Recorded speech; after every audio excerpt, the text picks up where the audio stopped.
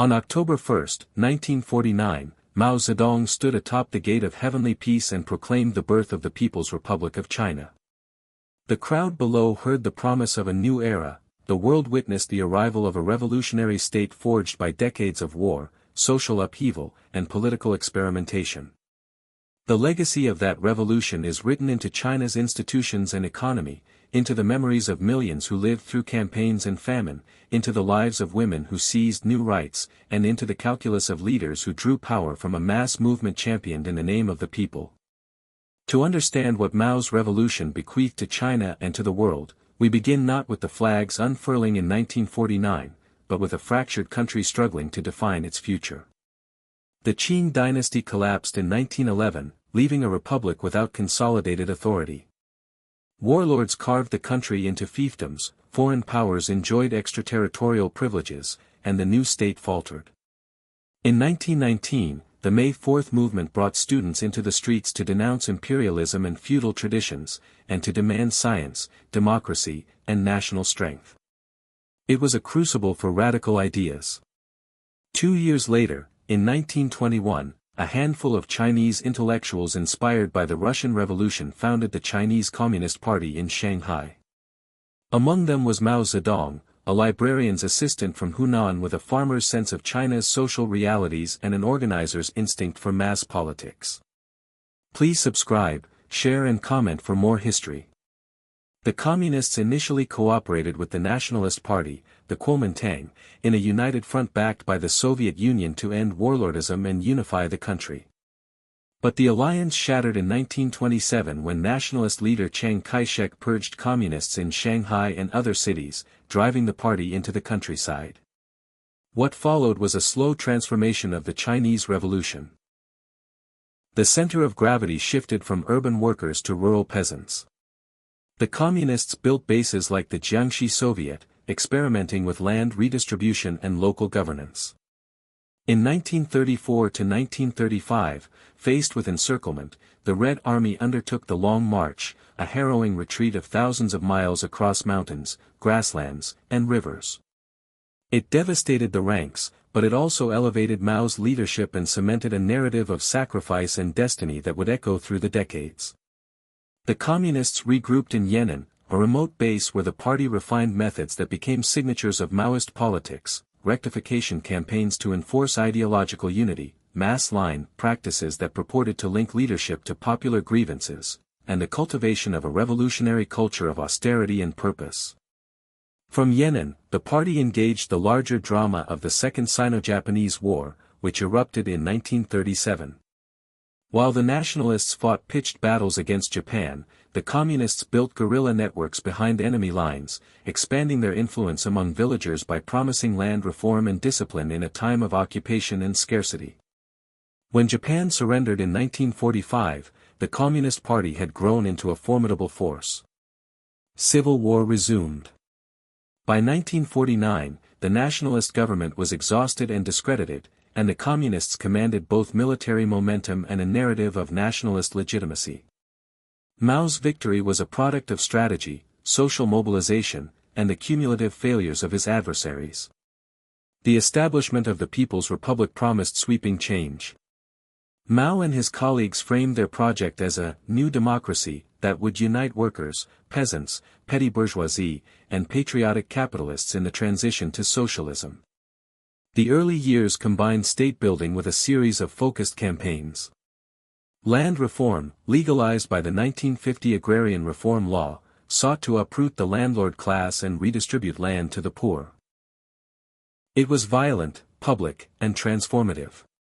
Estimates vary, but hundreds of thousands, perhaps more, were killed in the process.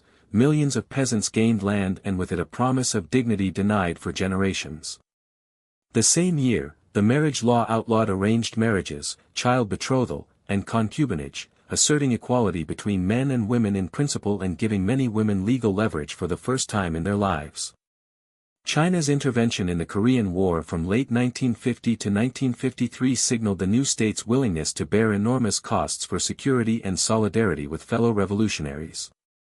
It also militarized domestic politics and accelerated consolidation. Anti-corruption and thought reform campaigns targeted officials, capitalists, intellectuals, and alleged counter-revolutionaries.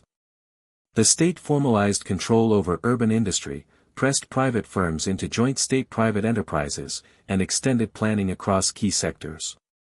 The first five-year plan, launched in 1953 with Soviet assistance, prioritized heavy industry, steel, and energy, laying an industrial base where little had existed. Urban living standards were tightly managed, rationing and the household registration system, the hukou, fixed a sharp rural-urban divide that would persist for decades. Mao's revolution built institutions that could mobilize people at extraordinary scale. That capacity produced achievements and disasters alike. Literacy campaigns and standardized education expanded basic schooling. Public health initiatives sent barefoot doctors into villages, combating endemic diseases and spreading basic medical care. Life expectancy rose compared to the pre-1949 era, an outcome of both health measures and social stability after decades of warfare. Yet the same mobilizing machine could turn punitive and coercive, particularly when leaders demanded rapid transformation. In 1956, as the first industrial plan neared completion, Mao invited intellectuals to speak out. "Let 100 flowers bloom," the slogan proclaimed.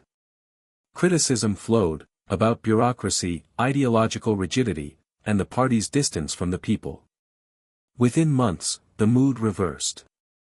The anti-rightist campaign of 1957 labeled hundreds of thousands as rightists, many were sent to labor camps, demoted, or silenced.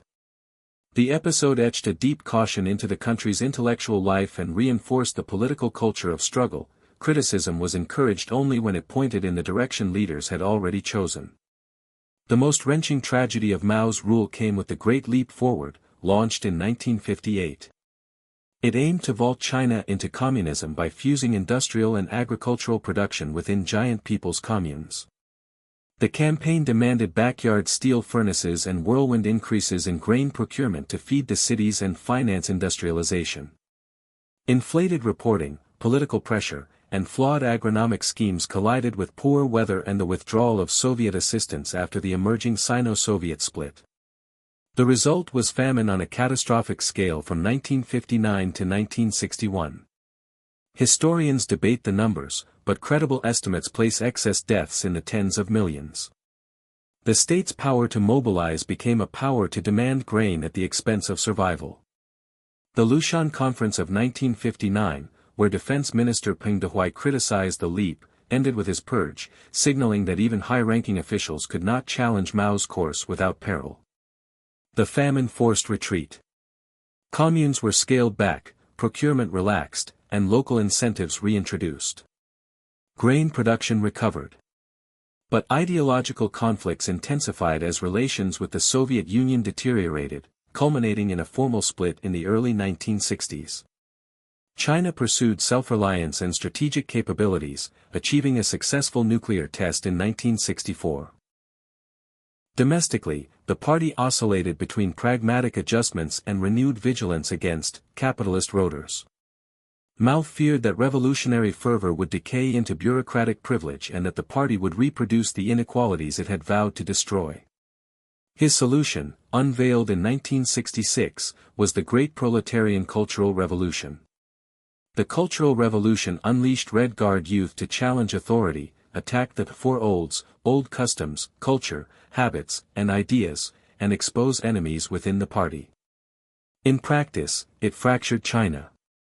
Rival factions battled in factories and schools, heritage sites were vandalized, and established leaders like President Liu Shaoqi and Deng Xiaoping were deposed and humiliated. Local governance atrophied, production suffered, and trust was shattered. The People's Liberation Army intervened to restore order in many regions by 1968, but turmoil persisted.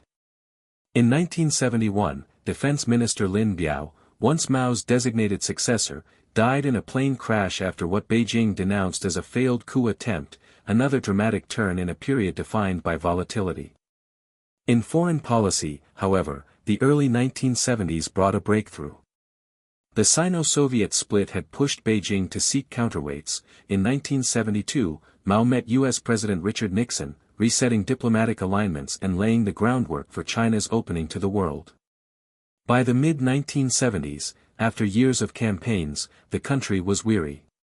Premier Zhou Enlai's death in January 1976 stirred public grief. Demonstrations in Tiananmen Square that April, framed by authorities as counter-revolutionary, revealed a society hungry for stability and dignity. When Mao died in September 1976, the political order he built faced a test. Within weeks, the so-called Gang of Four, radical leaders who had championed the Cultural Revolution, were arrested. The party would later crystallize an official verdict on the Mao era. Immeasurable contributions to national independence and socialist construction, marred by grave, left errors of the Cultural Revolution and the Great Leap Forward. If Mao's revolution ended with his death, its legacy did not. In 1978, Deng Xiaoping steered the party toward reform and opening, a strategic shift that preserved the Communist Party's monopoly on power while abandoning many Mao-era economic controls. The household responsibility system decollectivized agriculture, letting families contract land and sell surplus on markets. Special economic zones opened to foreign investment and export-led growth. Prices, once set by plan, were increasingly guided by markets. The industrial base created in the 1950s provided a platform. The disciplined party state, honed by decades of mobilization, became an engine of infrastructure building and coordinated development. If Mao's era unified the country and built basic capacities, the reform era leveraged those capacities to accelerate growth. The state's evaluation of Mao has remained balanced on a political tightrope. In a 1981 party resolution, leaders declared Mao 70% correct, 30% wrong, institutionalizing a narrative that preserved revolutionary legitimacy while acknowledging disastrous decisions. The precision of that formula was less important than its function, it secured continuity. Mao's portrait continued to face Tiananmen Square, his image remained on the nation's currency. Textbooks lauded the struggle against imperialism and feudalism. At the same time, scholarship, both inside and outside China, mitigated the mythology, documenting the human cost of campaigns and the internal dynamics of a system that concentrated authority in a leader whose visions, once set in motion, were difficult to challenge. The social legacy of Mao's revolution is complex and often contradictory. Consider land and class. Land reform dismantled the landlord-tenant structure that had defined rural China for centuries. Millions of peasants received land, animals, and tools. That redistribution was later reversed by collectivization, which pooled land into communes and shifted control back to the state. After 1978, land returned to family control under contracts, not private titles. The pattern across decades reveals a potent theme: a revolution that elevated the poor also subordinated them to political campaigns and institutional needs, binding social progress to the priorities of the party state. The hukou system, introduced in the late 1950s, protected urban rationing and planning by constraining rural migration, a mechanism that raised urban living standards while delaying rural mobility. Its effects on inequality endured long after Mao, shaping who could access schools, jobs, and healthcare in China's booming cities. Women's status changed, and not only in law. The revolution dissolved many practices that had restricted women's autonomy, encouraged participation in the workforce, and promoted female education. The slogan that "women hold up half the sky" captured a strong egalitarian impulse, even as real leadership positions remained male-dominated and domestic burdens persisted. In rural communes, women joined fieldwork and militias; in cities, they entered factories and professions. The reforms after Mao diversified opportunities but also exposed women to market inequalities. The Mao-era legacy here is lasting. It normalized in public life an expectation of women's participation that has continued to shape Chinese society. Education and health likewise show the dual imprint of aspiration and constraint. Campaigns raised literacy, expanded primary schooling, and established a nationwide clinic network. The Cultural Revolution disrupted elite education, universities were shuttered or politicized for years, yet the broader project of spreading basic education created human capital that later reforms could harness. In public health, mass vaccination and sanitation campaigns reduced infectious disease, though data were often politicized, and access varied by region. These gains mattered, they contributed to a steep rise in life expectancy compared with the Republican era, one of the most tangible social dividends of state consolidation and national peace. The political legacy is at once the most enduring and the most contested. Mao's revolution forged a party state that prizes unity, mobilization, and ideological discipline. It crafted a repertoire of governance, mass campaigns, rectification, model emulation, that leaders could redeploy. It elevated the People's Liberation Army as both a military and a political institution. It established the supremacy of the party over the state apparatus, a hierarchy that endures. It also left a cautionary record about personal power. The excesses of the Cultural Revolution led subsequent leaders to formalize procedures for collective leadership, term limits within the party's upper echelons, and more routinized succession, norms that have themselves evolved in later decades, but whose origins lie in the trauma of unchecked charismatic authority. The economic inheritance is visible in factories and mines that date to the 1950s, in rail lines and power stations built under the first plans. The Soviet-inspired model fostered heavy industry, trained engineers, and introduced national standards. It also imposed inefficiencies, soft budget constraints, and chronic shortages. When market reforms began, the existence of an industrial workforce, a planning bureaucracy, and a culture of technical problem-solving, however politicized, became assets. Even the political techniques of mobilization found a new application in the reform era, in infrastructure drives, poverty alleviation campaigns, and the rapid logistics of building entire cities. The state that Mao built proved capable of reorienting itself, not by abandoning control, but by redefining its objectives. On the world stage, Mao's revolution reshaped geopolitics. It redrew the Cold War map, first aligning with the Soviet Union, then breaking with it, and finally engaging the United States and the West from a position of revolutionary independence. It offered a model, however inimitable, to anti-colonial movements, a peasant-based insurgency that defeated a better-armed adversary, built a state, and claimed legitimacy through social transformation. Maoism inspired movements from Peru's Shining Path to India's Naxalites and Nepal's Maoists, though each appropriated the ideology to local conditions, with consequences that ranged from insurgent violence to negotiated political inclusion. In Southeast Asia, Maoist ideas intersected with local revolutions, most catastrophically with the Khmer Rouge in Cambodia, whose terror drew on but also distorted Chinese precedents. China's support for revolutionary groups was selective, strategic, and often constrained by state interests. The very tension between ideology and realpolitik is part of Mao's global legacy.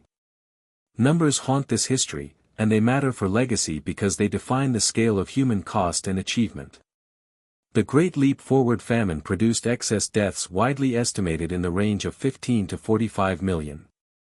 The Cultural Revolution's death toll is smaller but still staggering, with estimates from hundreds of thousands to a few million killed and many more persecuted, displaced, or traumatized. These figures are debated because documentation is incomplete, categories differ, and politics shape memory. But the consensus that emerges from serious scholarship is clear: Mao's revolution exacted human costs on a scale commensurate with its ambitions and its mistakes. To acknowledge this is not to deny its nation-building accomplishments. It is to define the ethical perimeter of any honest evaluation. Memory is another part of the legacy. Within China, public commemoration emphasizes liberation from imperialist humiliation, unification after a century of chaos, and the founding of a sovereign state that regained control of its destiny. The heroism of the Long March, the sacrifice in the Korean War, and the dignity of land reform form a civic catechism. The darkest chapters are acknowledged in official texts with careful phrasing, positioned as lessons learned. Outside China, narratives often invert the emphasis. They foreground famine, repression, and the violence of the Cultural Revolution, while conceding achievements in literacy and public health. Both frames contain truths, both are partial. The tension between them is itself an outcome of the revolution's breadth. it remade a fifth of humanity's political community and did so through methods that combined idealism and coercion, solidarity and fear. There is also the question of culture. Mao's revolution sought to create a new socialist culture and a new socialist human being. It attacked old traditions and elevated model workers, soldiers, and peasants. Propaganda posters, revolutionary operas, and the ubiquitous Little Red Book saturated public space. In some spheres, the attacks were destructive, temples burned, artifacts smashed, lineages broken. In others, they catalyzed change, hierarchies of status challenged, elite privilege tempered, and a certain egalitarian ethos affirmed. After Mao, cultural policy liberalized, markets revived popular entertainment, and historical heritage was rehabilitated. Yet revolutionary iconography endures as a visual language of the state, and the expectation that culture serves national rejuvenation remains strong. That continuity speaks to a deeper legacy, the alignment of culture with politics as a tool for collective purposes. What, then, is the legacy of Mao's revolution in the lived realities of contemporary China? One answer is institutional resilience.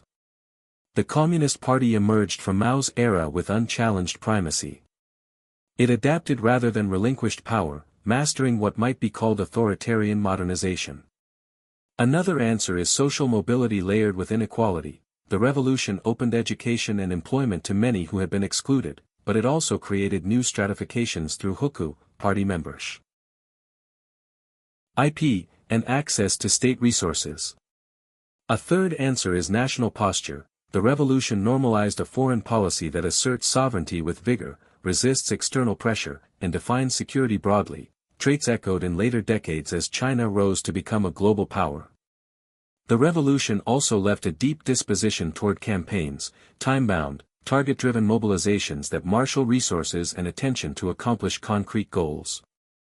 In the Mao era, campaigns targeted landlords, sparrows, steel production, and class enemies. In later eras, campaigns targeted poverty alleviation, pollution control, and public health.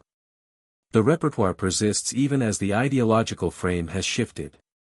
And behind campaigns lies a state capacity for coordination that rests on party organization, propaganda systems, and the embedded presence of party branches in workplaces, neighborhoods, and villages. That architecture was built in the crucible of revolution. There are scarred places too. The habit of political struggle eroded trust, the punishments for dissent stunted independent institutions, and the trauma of famine and persecution left private memories that often diverge from public narrative. Intellectual life learned to navigate the boundary between service and critique. Families learned caution. Some of those patterns have softened with prosperity and generational change, some remain latent, activated when politics demands unity. The revolution's legacy, in this sense, is psychological as much as institutional, a citizenry attuned to signals from above, proud of national revival, and wary of political missteps that can carry heavy costs. To evaluate Mao's revolution solely by its intentions would be to neglect consequences, to assess it only by its human toll would be to miss the structural transformations that undergird China's emergence as a major power. The most rigorous view keeps both in sight. It acknowledges that the revolution ended foreign spheres of influence and reunified a vast country after decades of fragmentation. It recognizes the creation of an industrial and scientific base from which later development could proceed. It credits campaigns that improved basic literacy and health. And it weighs against these achievements the devastations of famine and the Cultural Revolution, the suppression of independent civil society, and a political system that concentrated power in a leader whose ideological imperatives too often outran practical reality. Mao's own place in this story is paradoxical. He was a strategist of unusual audacity, a politician who understood the power of narrative and symbol, and a leader who cultivated proximity to the people while elevating his own authority beyond challenge. He built a state that could mobilize millions to remake their world. He also launched movements that tore at the fabric of that society. After his death, the state he created proved capable of learning from his failures while preserving his pantheon. This is not hypocrisy so much as the logic of revolutionary legitimacy. Foundations are sacrosanct even when renovations are extensive. Nearly every meaningful aspect of the People's Republic today carries the imprint of that revolutionary inheritance.